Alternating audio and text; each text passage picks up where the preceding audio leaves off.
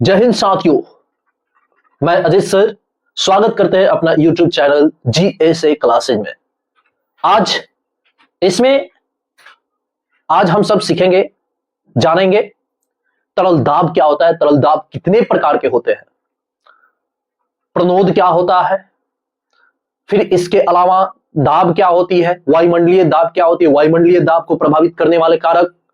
साथ ही साथ ये जानेंगे कि जो ट्रैक्टर या ट्रक होते हैं या भारी सामान को ढोने वाली जो वाहन होती है उसके चक्के को चौड़े क्यों बनाई जाती है, जो मकान होता है उस मकान का नींव आखिर चौड़ा क्यों बनाई जाती है, रेल के पटरियों के नीचे स्लीपर क्यों लगाई जाती है।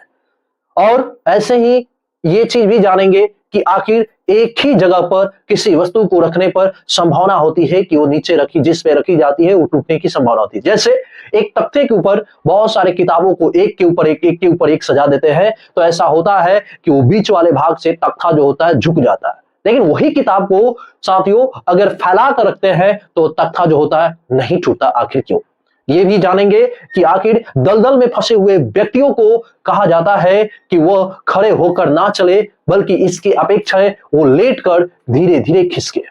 आखिर ऐसा क्यों, इन सभी प्रश्नों का जवाब आपको इसी वीडियो में मिलेंगे। और साथियों जानेंगे कि द्रव दाब का नियम क्या होता है और वायुमंडलीय दाब का कितने मात्रक, कौन कौन सा मात्रक। हम सब ये भी जानते हैं कि इसका मात्रक पास्कल होता है, इसका मात्रक न्यूटन मीटर स्क्वायर होता है, इसका मात्रक केजी पर मीटर सेकेंड स्क्वायर होता है, इसका मात्रक एटीएम होता है, इसका मात्रक बार होता है, इसका मात्रक टॉर होता है। इतनी मात्रक होती है और किसका मान क्या होता है ये सब हम सब जानेंगे। साथ ही साथ साथियों ये जानेंगे कि इसमें जो द्रव दाब के नियम है, फिर इसके अलावा वायुमंडलीय दाब को प्रभावित करने वाले कौन कौन कारक, कैसे ताप का प्रभाव पड़ता है, कैसे दाब का प्रभाव पड़ता है, दाब के ऊपर ताप का प्रभाव, फिर से आर्द्रता का प्रभाव, ये सारे चीजों को हम सब देखेंगे, समझेंगे, जानेंगे। आपको विश्वास दिलाते हैं यदि आप इस वीडियो को पूरा देखते हैं तो गारंटी है कि आपको कहीं जाने की जरूरत नहीं है। द्रव दाब, तरल पदार्थ से संबंधित किसी प्रकार की कोई डाउट नहीं होगी। स्वागत करते हैं आपको इस क्लास में। बहुत बहुत धन्यवाद सुनने के लिए और इस चैनल पे आने के लिए। चलिए अब स्टार्ट करते हैं और जानते हैं। देखिए आप देख सकते हैं यहाँ पे जो थंबनेल वगैरह पे बात की गई है, सही बात की गई है, सही चित्रों को देखने को मिल रहा है। इन सारे चित्रों की सहायता से हम सब सीखेंगे।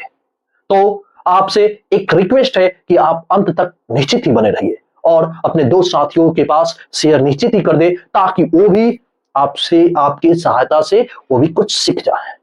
चलिए तो स्टार्ट करते हैं। यहीं से जानेंगे सबसे पहले जो पदार्थ होते हैं उनकी प्रकार वगैरह की बात करेंगे। देखो साथियों यहां पे आप देख रहे हैं बात की जा रही है तरल दाब, फ्लूइड प्रेशर। यहां पे बात करेंगे जो पदार्थ होते हैं साथियों, इनको टू पार्ट में डिवाइड किया गया है प्रवृत्ति, कणों की प्रवृत्ति के आधार पर। एक साथियों है ठोस, कौन है, एक कौन है साथियों, एक है ठोस और दूसरा कौन है साथियों, वो दूसरा है तरल। ठोस क्या होता है जस्ट सुनिए, समझिए ठोस क्या होता है। जैसे यहां पे मेरे पास मार्कर है, अगर हम इधर से बाहर से बल लगाते हैं तो ये मेरे बल को रोक रहा है, राइट। ये जब हम बल इस पे लगा रहे हैं तो ये हमारे बलों को क्या कर रहा है, रोक रहा है। तो क्या कह सकते हैं कि ठोस जो होता है, ठोस पदार्थ जो होते हैं, इसके कण जो होते हैं, इसके जो छोटा छोटा सम पार्टिकल्स होते हैं, ये पार्टिकल्स बाहर से लगाए गए बलों को क्या करता है, रोकने का प्रयास करता है। वही हम सबके चारों ओर गैस फैला हुआ है, वायुमंडल है, और देखिए ये वायुमंडल में ऐसे ऐसे ऐसे ऐसे कर रहे हैं फिर भी कोई प्रभाव नहीं पड़ रहा है। गैस हमारे द्वारा लगाए गए बल को नहीं रोक रहा। आप मेरी बात को समझ रहे होंगे कि ये चारों ओर जो है गैस है, इस कान से हम सांस ले रहे हैं, सांस छोड़ रहे हैं, आप समझ रहे हैं ना। तो साथियों यहां पे बात कर रहे हैं कि देखिए अगर हम ऐसे कर रहे हैं, ऐसे कर रहे हैं, ऊपर नीचे किधरों से कर रहे हैं तो कोई मतलब हमारे द्वारा लगाए गए बल को कोई रोकने वाला नहीं है। लेकिन वही यहां पे कोई पदार्थ को रख दे, जैसे ये मार्कर है, अब ऐसे ले जाएंगे, देखिए रोकने वाला है ना, अब क्या कोई नहीं। तो जो रोकने का काम करता है वो है ठोस और जो रोकने का काम नहीं करता है वो है साथियों, वो है तरल। और तरल दो प्रकार के हो जाते हैं। तरल के अंदर दो आती है गुण जिसमें दोनों के अंदर बहने की प्रवृत्ति होती है, वो होता है साथियों एक द्रव और दूसरा गैस। आपको यह सारी बात बता दी है कि इसके कण के अंदर प्रवाह होने का गुण होता है किसमें, तरल के अंदर। तरल क्या होता है आप देख चुके हैं, ठोस और तरल दोनों को हम आपको परिभाषित कर दिए। ठोस क्या होता है साथियों, बाह्य बल का विरोध करता है, वही तरल जो होता है बाह्य बल का विरोध नहीं करता है। आगे बढ़ते हैं साथियों, आगे चीजों को समझते हैं। अगला जो पॉइंट है प्रणोद के ऊपर हम लोग बात करेंगे। प्रणोद क्या होता है, प्रणोद क्या होता है, थ्रस्ट क्या होती है। आपको बता दें साथियों कि अगर एक ग्लास आप जल रखते हैं, एक ग्लास आप जल लेते हैं और उस ग्लास में जो जल भरते हैं या कोई द्रव भरते हैं तो उसके कण होते हैं, और वही कण जब बर्तन के दीवार पर दाब आरोपित करते हैं तो उसी को प्रणोद कहते हैं। आप देख रहे हैं यहां चित्र के माध्यम से यह एक ग्लास लिया हुआ है और इसमें साथियों ये द्रव के कण है, ये छोटे छोटे कण है, और इसके एकांक क्षेत्रफल पर, पूरे क्षेत्रफल पर नहीं, इसके एकांक क्षेत्रफल पर अगर इस द्रव के कण इस पे जिस दाब से इसको, जो दाब इस पे आरोपित कर रहे हैं उसी को कहते हैं प्रणोद। और साथियों प्रणोद एक प्रकार का बल होता है। क्या होता है साथियों, प्रणोद एक प्रकार का बल होता है। यहां कह रहा है बर्तन के दीवारों के एकांक क्षेत्रफल पर द्रव के कण के द्वारा आरोपित बल को, आरोपित दाब को क्या कहते हैं साथियों, आरोपित दाब को कहते हैं प्रणोद।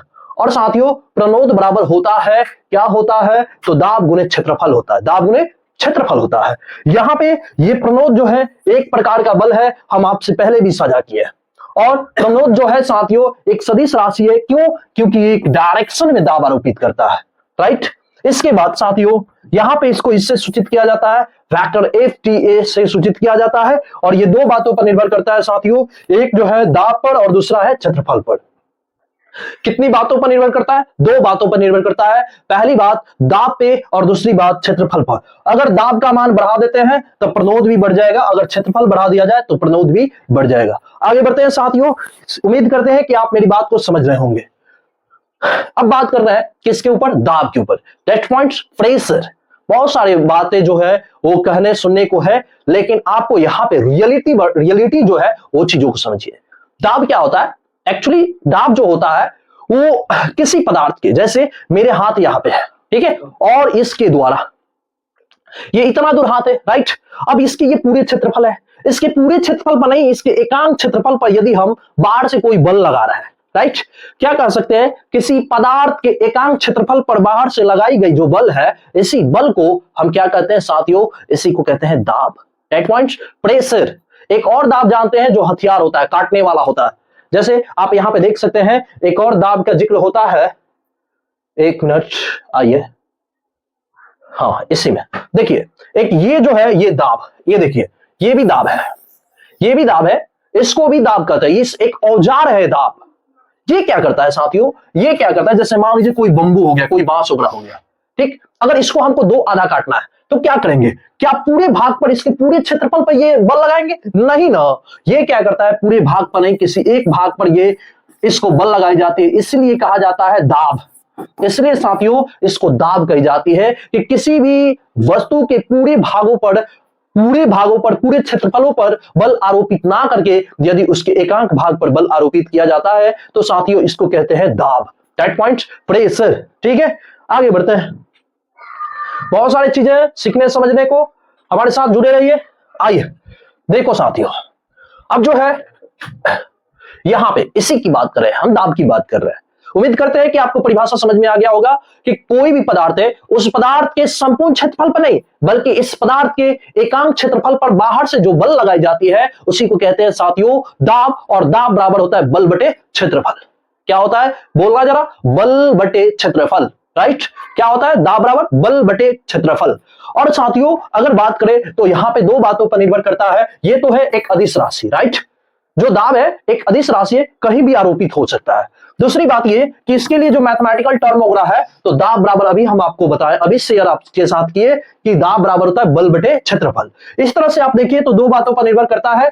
V बराबर होगा वेक्टर F अपॉन A। और साथियों यहां क्या होता है, ये देखो, अगर इसको साइलेंट करते हैं तो P direct proportional to vector F। यदि बल का मान बढ़ा दिया जाए तो दाब भी बढ़ेगा। किसी भी पदार्थ के ऊपर अधिक से अधिक बल लगाइएगा तो अधिक से अधिक दबाएगा। जैसे आप समझ लीजिए एक बोरा है और उस बोरे में रुई रखा हुआ है। क्या रखा है साथियों, रुई रखा हुआ है, और आप उसको हल्का बल लगा रहे हैं, कम बल लगा रहे हैं, तो जब कम बल लगाइएगा तो कम न दबाएगा जी। अगर वही आप अधिक बल लगाइएगा तो पूरा होगा ऐसा कि आप जहां से दाबते हैं पूरे जाकर पेंदी में पहुंच जाएगा, बोरा के पूरे पेंदी में नीचे वाले भाग पे पहुंच जाएगा। तो क्या कहते हैं साथियों कि ये जो होता है, जो दाब होता है, वो आरोपित बल के समानुपाती होता है। जितना बल का मान बढ़ाइएगा दाब भी बढ़ेगा, बल कम कीजिएगा दबाव भी कम पड़ेगा। ठीक है साथियों, इसके बाद क्षेत्रफल के व्युत्क्रमानुपाती होता है। ये क्या कहता है, ये क्या कहता है, यही तो है जो डेली लाइफ में काफी अधिक इसका प्रभाव है, काफी अधिक प्रभाव है साथियों। जैसे जो नाव होते हैं, ठीक है, अगर आप किसी समुद्र के अंदर एक छोटा सा कील डालते हैं तो वो कील डूब जाता है, राइट। लेकिन वही जो बड़े बड़े नाव होते हैं, काफी भारी भारी से नाव होते हैं, फिर भी वही नहीं डूबता है, ऐसा क्यों? इसका क्या जवाब है? तो इसका आंसर होगा साथियों कि जो छोटा सा कील होता है उसका क्षेत्रफल कम होता है, और कम होता है तो उसके द्वारा दाब अधिक लगाई जाती है, जिस कारण से वो समुद्र के जल में डूब जाता है। और वही साथियों जो बड़े बड़े नाव होते हैं उसकी पृष्ठ जो होता है काफी अधिक होता है, क्षेत्रफल बड़े अधिक होते हैं, और जब क्षेत्रफल अधिक होते हैं तो उसके द्वारा दाब कम लगाई जाती है। इसी का फॉलो करते हुए बहुत सारी चीजें हैं, जैसे एक कील हो गया, एक कील को दीवार में आप ठोकते हैं, जिधर नुकीला होता है उसी ओर से ठोकते हैं तो आप अंदर कर देते हैं, लेकिन उसी को पलट कर ठोकते हैं तो नहीं जाता, ऐसा क्यों? तो साथियों इसका जवाब वही होगा कि जहां क्षेत्रफल कम होगा, जहां क्षेत्रफल का मान कम कर दिया जाए वहां दाब अधिक हो जाएगा, और जहां क्षेत्रफल अधिक हो जाएगा वहां दाब साथियों क्या होंगे? कम होंगे। ठीक है, आगे बढ़ते हैं। और साथियों जो दाब है, इस दाब के बारे में बताने वाले महान महान से महान जो भौतिक शास्त्री हैं, जो वैज्ञानिक हैं, सर पास्कल ने बताया। इस कारण से साथियों दाब का एसआई मात्रक जो होता है वो क्या होता है? पास्कल होता है। क्या होता है साथियों? पास्कल होता है। और इसको सूचित किया जाता है किससे? पीए से सूचित किया जाता है। किससे सूचित किया जाता है? पीए से सूचित किया जाता है। इसका एसआई मात्रक जो होता है वही पास्कल या न्यूटन प्रति मीटर स्क्वायर होता है, न्यूटन प्रति मीटर स्क्वायर। और साथियों इसका एमकेएस मात्रक होता है केजी पर मीटर पर सेकेंड स्क्वायर होता है, और इसका सीजीएस मात्रक ग्राम पर सेंटीमीटर पर सेकेंड स्क्वायर होता है, और इसका एपीएस जो मात्रक होता है साथियों पाउंड पर फीट सेकेंड स्क्वायर होता है। यहां पे एक और बात ध्यान देने वाली बात है साथियों कि जो दाब होता है वो, अगर कोई ग्लास वगैरह की बात करते हैं, यहां देखिए, ठीक है, इस ग्लास में द्रव रखी गई है, और इस पे इसके द्वारा लगाई गई जो प्रेशर है ये कितनी बातों पर निर्भर करता है? 3 बातों पर। कितनी बातों पर साथियों? 3 बातों पर। पहली बात रो पर, इसकी घनत्व क्या है, इसकी घनत्व अधिक है या कम है? घनत्व का मतलब इसके कण अधिक है कि कम है, ठीक है। अगर कण अधिक होंगे तो प्रेशर भी दरअसल है कि अधिक लगेंगे। अगर इसमें कण अधिक है, जैसे एक ग्लास हो गया और इस ग्लास में 10 गो कण है, और इसमें बच्चे 50, इसमें साथियों कितने कण है? 50 कण है, तो इसमें दरअसल है कि जब कम कण है तो कम दाब लगाए जाएंगे, और अधिक कण है तो अधिक दाब लगाए जाएंगे। फिर साथियों यही पे तो लागू होता है कि ऊंचाई के अनुसार भी काम करता है। ठीक है, आगे बढ़ते हैं। देखिए ये घनत्व के समानुपाती होता है, गुरुत्वीय त्वरण के समानुपाती होता है, और ऊंचाई के भी समानुपाती होता है। ठीक है साथियों, आगे बढ़ते हैं। जो भी डाउट होगा आगे क्लियर हम लोग कर लेंगे। अब देखो साथियों यहां पे बात आ रही है, अगला जो पॉइंट है दाब से संबंधित, यहां पे बात की गई है पास्कल। एक पास्कल किसे कहते हैं? तो साथियों जो दाब होता है, दाब बराबर क्या होता है? बल बटे क्षेत्रफल होता है, बल बटे क्षेत्रफल होता है। यहां यदि 1 मीटर स्क्वायर के क्षेत्रफल पर यदि 1 न्यूटन का बल लगाया जाता है तो जो दाब होता है उसी को कहते हैं 1 पास्कल। क्या है साथियों? तो यहां पे कहेंगे कि किसी वस्तु पर आरोपित दाब को ही 1 पास्कल कहते हैं। किसी वस्तु पर आरोपित दाब को ही 1 पास्कल कहते हैं यदि आरोपित बल 1 न्यूटन और क्षेत्रफल भी 1 मीटर दोनों एकांक हो जाए तब। ठीक है साथियों, यहां पे देखिए वही बात है, ऊंचाई के समानुपाती बढ़ेगा तो प्रेशर भी बढ़ेगा, और घनत्व बढ़ेगा तो प्रेशर भी बढ़ेगा। ठीक है, इसके बाद इसके बीमा की बात करें साथियों तो बीमा हुआ आसान। कैसे? जो बीमा है यहां बात कर रहे हैं, तो जो बीमा होता है इसको ऐसे तो दाब को P से सूचित किया जाता है, और P बराबर होता है F/A, राइट। यहां पे एक की बात करें तो इसका एसआई मात्रक जो होता है वो होता है न्यूटन, और एक की बात करें तो होता है मीटर स्क्वायर। अगर न्यूटन की बात करें तो न्यूटन का एमकेएस मात्रक हो जाता है केजी मीटर पर सेकेंड स्क्वायर, और साथियों यहां पे मीटर स्क्वायर तो मीटर से मीटर कट जाएगा और ये नीचे 1 मीटर बच जाएगा। इस कारण से साथियों इसका बीमा M/1 और L/-1 और T/-2 होगा, राइट। आगे बढ़ते हैं। यहां पे देखिए आगे अगर बात किया जाए तो इसको लेकर यहां पे स्थिर द्रव में ये क्या बात कर रही है? स्थिर जो द्रव है वो स्थिर द्रव में क्या होता है? जैसे एक यहां पे बात करते हैं, एक लिक्विड है, ठीक है, एक ग्लास में जो है, ग्लास में जल भरा हुआ है, ठीक है, ग्लास में क्या है? जल है, और इसके कण जो है ना बिल्कुल स्थिर है, ठीक है, ऐसे स्थिर है, गति कर ही नहीं रहा, ठीक है, जब गति नहीं कर रहा है तो ऐसे सिचुएशन में ये जो कण होते हैं ये पृष्ठ के साथ कितने डिग्री पर रहते हैं? 90 डिग्री पर होते हैं। ठीक है, कितने डिग्री पर? 90 डिग्री पर होते हैं। तो ये जो साथियों होता है, यहां बात की जा रही है कि स्थिर द्रव में जो द्रव के कण होते हैं, ये द्रव के कण पृष्ठ के साथ कितने डिग्री कोण बनाते हैं साथियों? तो 90 डिग्री का कोण बनाते हैं। वही बात करें फिर अनुगति सिद्धांत के अनुसार। देखिए अनुगति का सिद्धांत क्या कहता है साथियों? ये कहता है कि जैसे एक बर्तन हो गया, जैसे एक बाल्टी हो गया या कोई ग्लास हो गया, उसमें लिक्विड भरा हुआ है। तो जो लिक्विड होता है ना साथियों, उस लिक्विड के प्रत्येक कोण, प्रत्येक कण, एवरी पार्टिकल्स, प्रत्येक कण जो होता है साथियों, वो चारों ओर समान रूप से बल लगाते हैं। जैसे यहां देखिए, इधर इधर इधर कहीं नहीं छोड़ता। आखिर क्यों छोड़ेगा? क्यों छोड़ेगा? किसी भी एरिया को नहीं छोड़ता है। और ये चारों ओर जो होता है साथियों, बल आरोपित करता है, निरंतर लगाता है, निरंतर। अगर साथियों कोई बर्तन कमजोर पड़ जाए ना, कोई बर्तन अगर कमजोर पड़ जाता है तो उसको तोड़ फोड़ के बाहर निकल जाता है। जैसे आप देखे होंगे कभी, अगर आप कहीं फंक्शन में गए होंगे और उस फंक्शन में आपको ग्लास में पानी मिला होगा पीने के लिए। अगर पानी मिला होगा, अगर ग्लास कहीं से भी हल्का सा भी छिद्र होगा ना, तो लिक्विड जो होगा इतनी धक्का देता है कि उसको छिद्र कर देता है और छिद्र करके बाहर निकल जाता है। इससे यह पता चलता है कि साथियों जो लिक्विड के कण होते हैं, जो द्रव के कण होते हैं, वो निरंतर कंटिन्यू जो होते हैं बर्तन के पृष्ठों पर दाब आरोपित करते हैं। ठीक है साथियों, बढ़ते हैं आगे। अब आइए आते हैं इस दुनिया में चीजों को समझते हैं। देखो साथियों क्या कह रहा है, बात कर रहा है कि द्रव दाब की दिशा पृष्ठ के लंबवत होने के कारण ही सागर की सतह वक्रीय होती है। अब क्या बात हो रही है?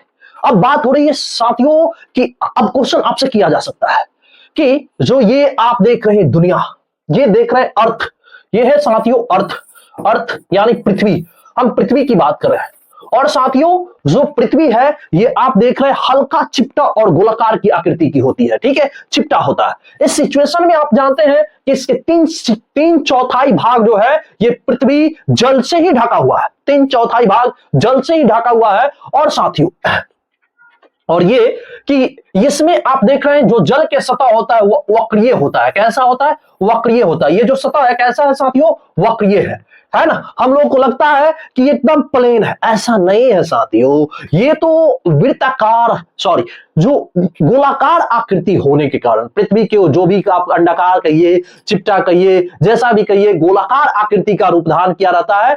और इस कारण से इसके जो पृष्ठ होते हैं, इसकी आकृति के अनुसार ही इसके पृष्ठ जो होता है साथियों वह कैसा होता है? वक्रीय होता है। कह रहा है द्रव दाब की दिशा पृष्ठ के लंबवत होने के कारण ये जो होता है बिल्कुल लंबवत होता है। और लंबवत होने के कारण साथियों ये क्या होता है? इसकी जो सतह होती है वो कैसा होता है? वक्रीय होता है। कैसा होता है साथियों? वक्रीय होता है। दूसरे आधार पे आप इस तरह से समझ सकते हैं, जैसे आप मैथमेटिक्स में पढ़े होंगे। मैथमेटिक्स में साथियों कही जाती है कि यहां पे इसकी त्रिज्या और स्पर्श रेखा ये एक दूसरे के 90 डिग्री पर होता है। ठीक है साथियों, स्पर्श रेखा जो होती है ये स्पर्श रेखा है और ये वृत्त की त्रिज्या होती है, ये एक दूसरे के कितने डिग्री पर होते हैं? 90 डिग्री पर होते हैं। सेम सिचुएशन यहां पे फॉलो हो रहा है साथियों कि अगर यहां स्पर्श रेखा की बात करें तो ये इसकी त्रिज्या के साथ कितने डिग्री कोण बनाएगी? 90 डिग्री के। तो आपको जवाब मिल जाना चाहिए कि समुद्र की जो सतह होता है वक्रीय क्यों होता है। राइट साथियों, आगे बढ़ते हैं, चीजों को समझते हैं। ये जो है आपको ये इस इमेज की सहायता से हमने प्रयास करने का प्रयास किया, समझाने का प्रयास किया। देखिए ये जो सतह है उबड़े खाबड़े आपको दिख रहे हैं। फिर हाँ वक्रीय उसी को कहते हैं। यहाँ अप डाउन में देखने को मिलता है। ये लहर का भी कमाल होता है, लहरें जो चलती है। ठीक है साथियों, आगे बढ़ते हैं, चीजों को समझते हैं। अब जानो साथियों सबसे जबरदस्त जो हम लोग के डेली लाइफ में होती है जिक्र। यहां पे आप चित्र देख रहे हैं, जो चित्र देख रहे हैं इन्हीं चित्रों के ऊपर हम सब बात करेंगे और दाब का अपने डेली लाइफ में प्रभाव को जानेंगे। ठीक है साथियों, देखो यहां पे पहली बात कर रही है कि भाई हम आपको बताए थे साथियों कि अगर कोई व्यक्ति दलदल में फंस जाता है तो उसको कहा जाता है, क्या कहा जाता है? उसको कहा जाता है कि आप जो ना खड़े होने के अलावा, खड़े होकर नहीं, ऐसे चलिए मत, ऐसे दौड़िए मत दलदल में। जहां दौड़ना शुरू किया ना तो गए अंदर, है ना। और खड़े हो गए ना एक जगह भगवान के भरोसे, हे भगवान हमको बचा ले, तो कहानी खत्म। ऐसे सिचुएशन में, ऐसी जब सिचुएशन आती है साथियों, तो कहा जाता है, आपको सलाह दी जाती है कि आप उसमें लेट जाइए। यदि आप लेट जाते हैं, और ये भी नहीं लेट के वहां रहना नहीं, अगर हो सके तो आप चिल्लाने का प्रयास करें और खसकने का प्रयास करें, किनारे जाने का प्रयास करें। अगर आप चिल्लाते हैं तो आसपास में अगर कोई हो तो आपको बचा सकता है, और अन्यथा दूसरा ये कि आप खुद से बचने के लिए आपको खिसक के किनारे पे जाना होगा। ऐसा इसलिए कही जाती है क्योंकि साथियों, अगर हम सब लेट जाते हैं, लेटते हैं, तो हम लोग का शरीर का जो क्षेत्रफल है, ये पांव के तुलना में जो होता है अधिक है। आप जरा सोचिए, आप सोचिए कि आप देख रहे हैं कि आपके शरीर के पूरे वेट जो है आपके पैरों तले है, पैर पर है, आपके जो पांव है उस पर है ये पूरे शरीर का वजन, है ना। तो दरअसल है कि दलदल में जाने के बाद धीरे धीरे धीरे धीरे खींचता जाएगा आपके पांव को, है ना। इसलिए वहां पे लेट कर धीरे धीरे खसकने की बात की जाती है। अब देख लो साथियों, यहां पे चित्र देखिए, ये इसको देखिए, ये बेचारी दलदल में फंस गई है और चिल्ला रही है, रो रही है। अरे चिल्लाने रोने से कुछ ना होगा, इसको कौन बताने जाएगा कि तू ऐसे मत रो, ना चिल्ला, लेट जाओ। क्या हो, लेट कर धीरे धीरे घसकेगी। हाई देखिए, ये कहीं का तो कहना ही नहीं है, ये सब कहीं भी रहेगी ना तो अपने दांत दिखाती रहेगी, बस समझ रहे हैं ना। देखिए ये पूरे पाकी में है, पूरे दलदल में फंसी हुई है, फिर भी यहाँ दांत दिखा रही, देखिए इसके दांत को, बात समझ रहे हैं ना। ये बेचारा, ये भाई साहब को देखिए, ये मजे कर रहा है, ठीक है, ये दलदल में फंसे, इनको जानकारी है, इनको जानकारी है, ये जो है समझ रहा है ना, लेट कर खिसकने का प्रयास कर रहे हैं, ठीक है। और ये भी देखिए, ये भी दलदल में हाँ लेट गई है और खिसकने का प्रयास करिए। हो सकता है सही सिचुएशन में लेट के भगवान को देख रही है, कोई बचाएगा ऊपर से, कोई नहीं बचाने वाला है, अपना दिमाग लगाइए। चलिए आगे बढ़ते हैं, ठीक है साथियों, उम्मीद करते हैं कि आप इस चीज को समझ गए होंगे। चलिए आगे बढ़ते हैं। अब बात कर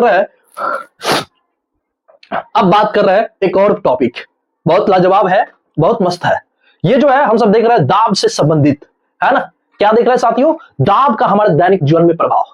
ये बात हो रही है, आपके सामने जो चित्र देख रहा है किल की बात की रहा है, जो हम आपको पहले भी बता दिया है। क्या बताया साथियों कि जो किल है, ये जो किल है ना, इसके नुकीले भाग से यदि आप इसको धक्का देते हैं दीवार में तो आसानी से चला जाएगा। क्यों? क्योंकि इसका क्षेत्रफल कम है, और जहां क्षेत्रफल कम है वहां पे दाब अधिक लगेंगे। उसी को उल्टा करके ठोकिए, जैसे उल्टा करके ठोकिएगा तो इसका क्षेत्रफल अधिक के अंदर नहीं जाएगा। बात समझ रहे हैं ना। अब देखिए यहां पे आप चित्र के माध्यम से समझिए, देखिए ये मैडम को कील तो ठोक रही है दीवार में, अब देख किधर रही है, कैमरा की ओर, बात समझ रहा है ना। कील ठोक रही है, ठीक है, अच्छी बात है, कील हथौड़ा से ठोक रही है, सही सिचुएशन में ठोक रही है, लेकिन इनका ध्यान कहाँ है, हथौड़े कुचा जाएगा, इसको कौन समझाने जाएगा। अब देखिए ये भाई साहब को देखिए, ये उल्टा ही कर दिया है, कहा ये सही कर रहा है, ये पाइप वगैरह लगा रहा है। तो वही बात कर रहे हैं साथियों कि जो कील वगैरह होता है ना, जो कील है ये मोटा वाला भाग है, ये पतला वाला भाग है। ऊपर से हथौड़ा मारिएगा तो ये दीवार में जाएगा, ठीक है साथियों। इसी को अगर इधर से हथौड़ा मारा जाए तो महामूर्खी होगी।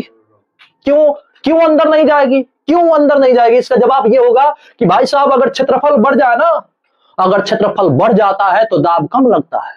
यहां जो है ये सही सिचुएशन में इधर हथौड़ा मार रही है, इधर कील जो है अंदर जाने के कंडीशन में है। बात समझ रहे हैं? हाँ चलिए आगे बढ़ते हैं।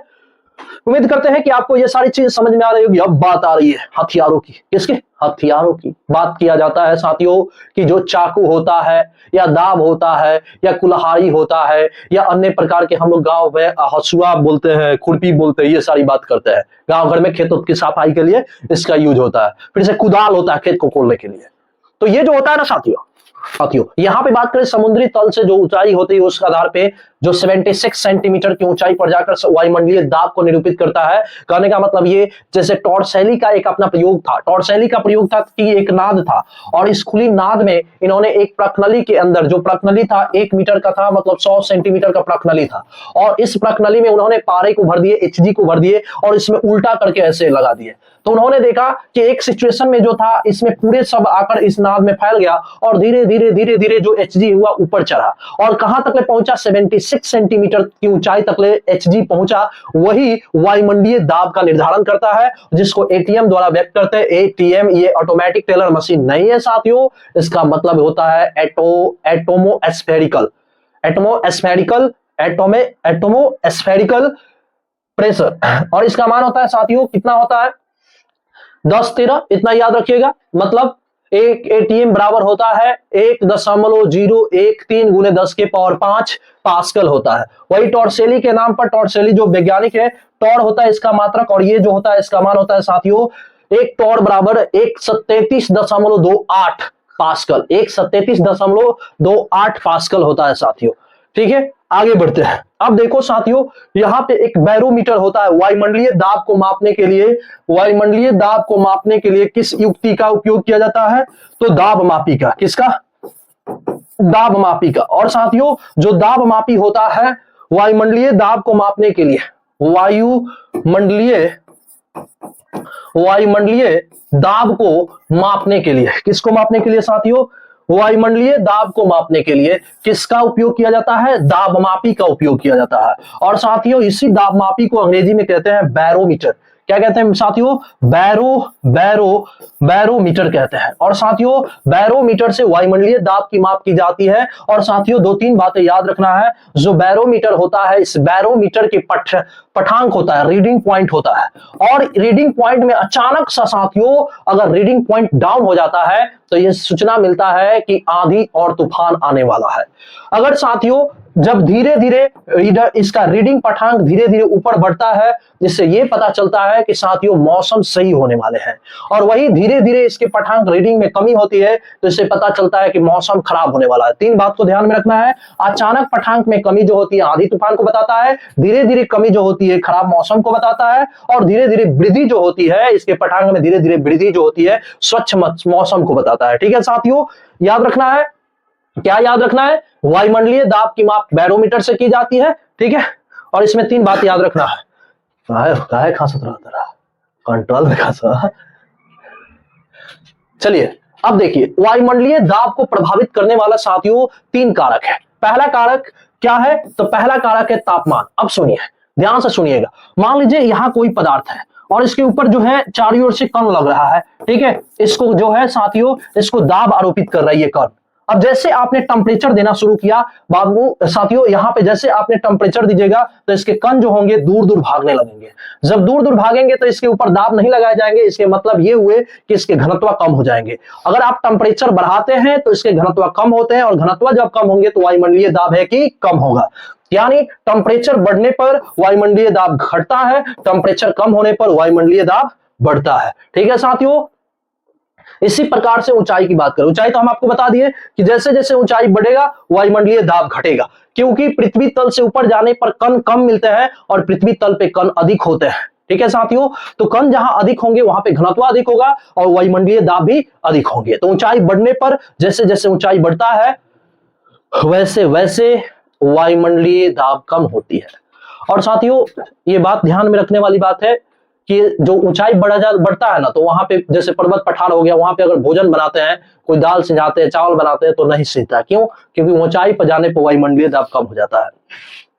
साथ ही साथ ये भी ध्यान रखना होता है साथियों कि अगर ऊंचाई पर कोई व्यक्ति जाता है तो ऐसा देखने को मिलता है कि उसके नाक यानी कमजोर भागों से, जैसे कान हो गया, फिर से आंख हो गया, फिर से जुबान हो गया, ये मुंह हो गया, नाक हो गया, इस कमजोर भागों से ब्लड बाहर आ जाते हैं। क्यों? क्योंकि वायुमंडलीय दाब जो होता है कम हो जाता है। ये वायुमंडलीय दाब जो होता है कम हो जाता है और बीपी जो होता है, ब्लड प्रेशर जो होता है हाई हो जाता है, तो बाहर निकल देता है, फेंक देता है। ठीक है साथियों, आगे बढ़ते हैं। इसी तरह से ये हो गया। आर्द्रता का मतलब ये होता है साथियों जल की मात्रा है। जब आर्द्रता का मान होता है, जब वायुमंडल में आर्द्रता की मान बढ़ती है तो वायुमंडलीय दाब का मान क्या होता है? घटता है। ठीक है साथियों, आगे बढ़ते हैं। चलिए, इतना ही इस क्लास में पूरे आपको ये जानकारी दी गई वायुमंडलीय दाब। शुरू से हम लोग कहां से क्या देखे, तो हम सब सीखे क्या? तरल, ठोस, फिर इसके अलावा प्रणोद, फिर इसके अलावा दाब का हमारे दैनिक जीवन में प्रभाव, इसके अलावा वायुमंडलीय दाब को प्रभावित करने वाला कारक, द्रव दाब के नियम। बस इतना ही। बहुत बहुत धन्यवाद इस वीडियो को देखने के लिए, हमको सुनने और समझने के लिए। अगर किसी प्रकार के पॉइंट में आपको दिक्कत हुई हो, समझ में नहीं आया हो, तो कमेंट करें और बताएं कि अगला आप किस पर वीडियो देखना चाहते हैं, किस टॉपिक के ऊपर वीडियो बनाई जाए। और जय हिंद, अपना ख्याल रखिए और अपने परिवार का भी ख्याल रखिए। मिलते हैं फिर एक नए वीडियो के साथ, नए एनर्जी और नए उद्देश्य के साथ।